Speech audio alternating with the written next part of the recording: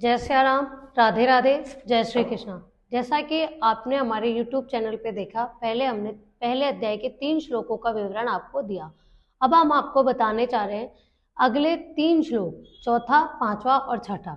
अब आप सभी के दिमाग में ये होगा कि हम आपको एक साथ 3 श्लोक के बारे में क्यों बता रहे हैं, क्योंकि ये तीनों श्लोक एक दूसरे से कनेक्टेड है।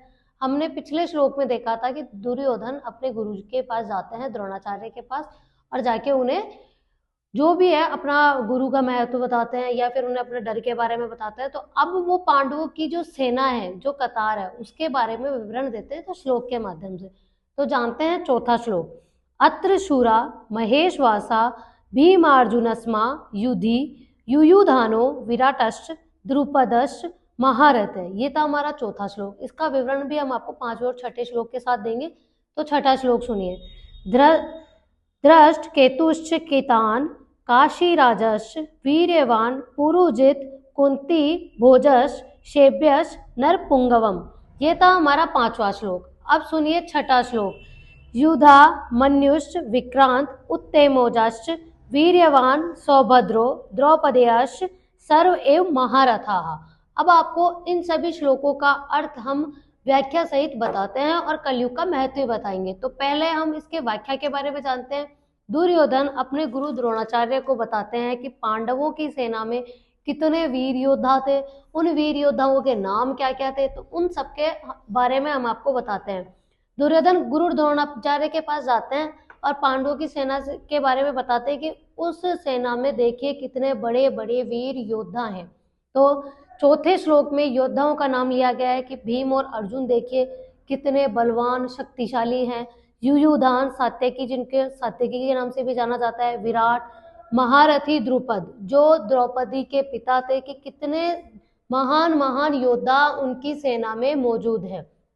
फिर 5वें श्लोक में योद्धाओं के नाम बताते हैं। धृष्ट केतु, चेकितान, काशीराज, पुरुजित, कुंती भोज, शेब्य जैसे वीर योद्धा उनकी सेना में मौजूद है। और उनकी सेना में जो ये भी जितने भी वीर योद्धा है, वीर पुरुष है, वो पराक्रमी है। छठे श्लोक में बताते हैं कि पराक्रमी युधामन्यु, अत्यंत शक्तिशाली बलशाली उत्तमोजा, सुभद्रा का पुत्र यानी द्रौपदी का पुत्र अभिमन्यु है। द्रौपदी के पुत्रों का, सभी महान योद्धाओं का इसमें उल्लेख बताया गया है इन तीनों श्लोकों में। इसलिए आपको इन तीनों श्लोकों का जो विवरण है वो एक साथ दिया है, क्योंकि तीनों श्लोक एक दूसरे से कनेक्टेड है।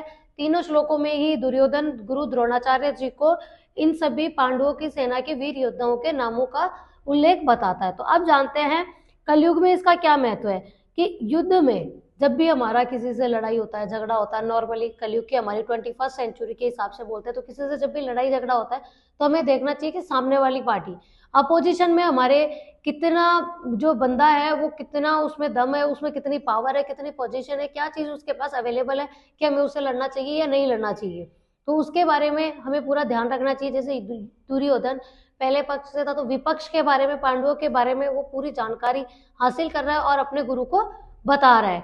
तो उसी तरीके से हमें भी हमारे अपोजिशन पार्टी के बारे में पूरा ध्यान रखना चाहिए कि उसमें कितने योद्धा है, उसमें कितनी पावर है, कितनी पोजीशन है, और कोशिश कीजिए कि लड़ाई झगड़ा ना करें। जय सिया राम, राधे राधे, जय श्री कृष्ण।